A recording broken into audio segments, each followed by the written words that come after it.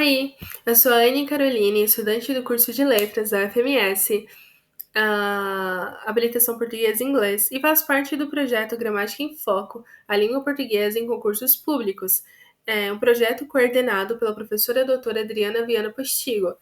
E eu vou trazer aqui para vocês, assim como os colegas, dois textos, dois exercícios para podermos resolver e analisar eles juntos.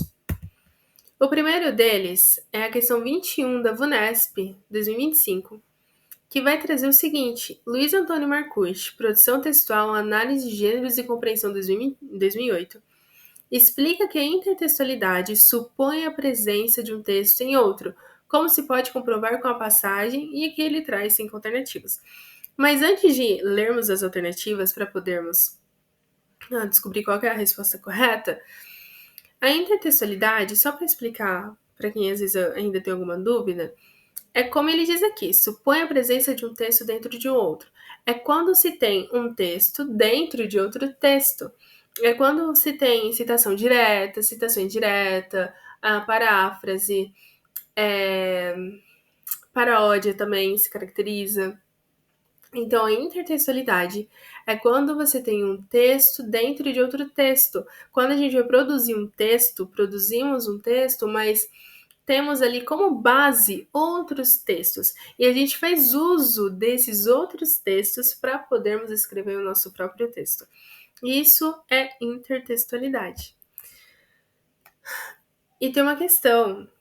Nessa pergunta, nessa questão, ele traz uma dica valiosa, que é quando ele coloca entre aspas, supõe a presença de um texto em outro. Usamos aspas quando fazemos o quê? Uma citação direta. Então, aqui na questão, ele fala sobre a intertextualidade e já traz um exemplo de intertextualidade, que é o uso das aspas, que é a citação direta. Porque você reconhece que um texto está fazendo tá usando ali com base em outro texto, quando se tem, claro, as referências, mas também quando se tem aspas, que é uma citação direta, você usa um texto dentro de outro. E aqui ele traz esse exemplo. E o que é muito valioso, e sabe por quê? Porque já na alternativa A, ele coloca assim: em quase todos havia a mesma antiga súplica da nossa, orai por ele, orai por ela. E olha só o que está o que está entre aspas nessa alternativa. Orai por ele, orai por ela. E tá entre aspas. E sabe quando usamos as aspas? Quando fazemos uma citação. Quando usamos um texto dentro de outro texto. E a alternativa A já traz isso. Então, a alternativa A tem intertextualidade. E o que ele pede? Ele fala sobre intertextualidade e diz como se pode comprovar com a passagem. Na A já tem intertextualidade. Será que as outras vai ter também? Vamos descobrir. Na B, ele traz: podia ser um pouco mais simples, a inscrição em uma cruz. Tá, ele tá trazendo uma informação, mas não tem. Não tá trazendo uma citação, um outro texto. A C. Rita, apesar da alegria do motivo, não pôde reter algumas velhas lágrimas. Aqui ele tá trazendo uma personagem e as suas emoções, mas também não tá trazendo nenhum outro texto. D. Achei o novo demais, isso sim. Rita falo levar todos os meses. Também não tá trazendo um texto, um outro texto dentro dessa passagem. E a E talvez seja única. A Mana é boa criatura, não menos que alegre. Tá caracterizando alguém, que no caso é essa Mana. Mas também não traz nenhum outro texto dentro dessa passagem. A única passagem que traz um texto dentro, um outro texto dentro dela, é a alternativa A. Então, essa alternativa é a correta. Aqui eu trouxe uma resposta para ficar visual melhor, para vocês entenderem. A resposta correta é a A, eu vou ler com vocês, que é: pois a questão pede um exemplo de intertextualidade, ou seja, a presença de um texto dentro de outro. Isso pode acontecer por meio de citação direta, alusão, paródia, pastiche, citação indireta também, como é no caso da alternativa A, que ele traz esse uso que é a citação direta. As outras alternativas não estão corretas. A B apenas descreve uma cruz e uma inscrição. A C relata uma emoção da personagem. A D, ele não tem elemento de outro texto. E aí faz um comentário sobre a personalidade de uma personagem, dessa Mana. E é isso. A segunda questão que eu trouxe para analisarmos é a questão 22, a questão seguida dessa 21, que também é da VUNESP 2025.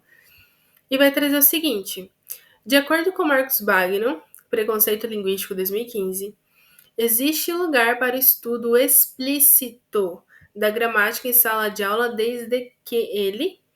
E aqui vai trazer 5 alternativas também, mas a gente primeiro vamos entender a questão. Tá falando que, de acordo com o autor, que é o Marcos Bagno, existe lugar para a gramática em sala de aula. Então, sim, ensina-se gramática em sala de aula, e ok. Mas tem um contudo ali, um entretanto. Desde que algo. Então, se ensina gramática, desde que o quê? Reforça a oposição entre norma padrão e usos coloquiais? Então, tem espaço para gramática, desde que ela vai reforçar que a norma padrão é superior a outras variações? B. Mantenha um conjunto de dogmas em primeiro plano? C. Seja abordado consoante a visão tradicional de ensino de língua? Então, a gramática, ela é a superior. As outras são inferiores e são vistas como erradas. Ela é o uso tradicional e tem que ser assim, e só ela em sala de aula. Será? D. Ultrapasse a ideia de ser visto como fim em si mesmo?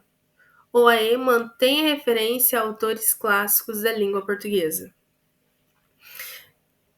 O autor, Marcos Bagno, no seu livro Preconceito Linguístico, ele traz que a gramática, ela pode sim e deve, claro, ser ensinada nas escolas, mas ela não deve ser ensinada como a única, como a superior ou como a correta e todos os outros errados. Não. Na verdade, para ele traz que a gramática, ela é a norma padrão, ela é uma variação da língua, assim como há demais variações. E essas variações também devem ser apresentadas em sala de aula. Então, só com isso, a gente já desclassifica a alternativa A, já tira a B e já tira a C. Fica a D e a E, mas mantenha referência a autores clássicos da língua portuguesa, mas só autores clássicos e os outros autores? Os autores que não entram nessa categoria de clássicos, eles são menores? Eles não podem ser representados? Não podem ser ensinados em sala de aula? Claro que podem. Então aí também a gente já desclassifica a letra E. Então fica somente a letra D. Ultrapassa a ideia de ser visto como fim em si mesmo. Então a gramática, ela vai ser ensinada nas escolas, mas para o autor, Marcos Bagno, ela deve ser ensinada contando que ela ultrapasse essa ideia de ser vista como tudo, como completa, como superior. Ela vai ultrapassar essa ideia de ser tida como um fim em si mesmo. Então, a resposta correta é a D. E aqui eu coloquei também uma explicação e eu vou ler ela para vocês.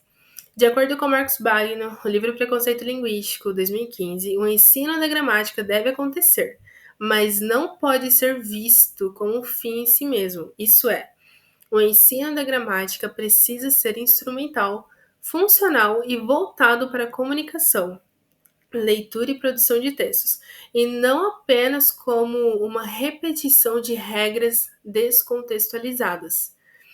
Bagno critica justamente o ensino tradicional da gramática que foca só em decorar regras, classificações, exceções, sem considerar o uso real da língua nas interações sociais. E em relação às outras alternativas, tá incorreto, porque ela traz uma visão preconceituosa, porque ela vai reforçar essa ideia de que a norma padrão ela é superior. A B é sobre manter dogmas, que é justamente o que o autor critica na sua obra. C traz um olhar tradicional, não é essa a questão ali, né? E a E, que foca apenas em autores clássicos e também reforça uma visão elitista e pouco inclusiva da língua.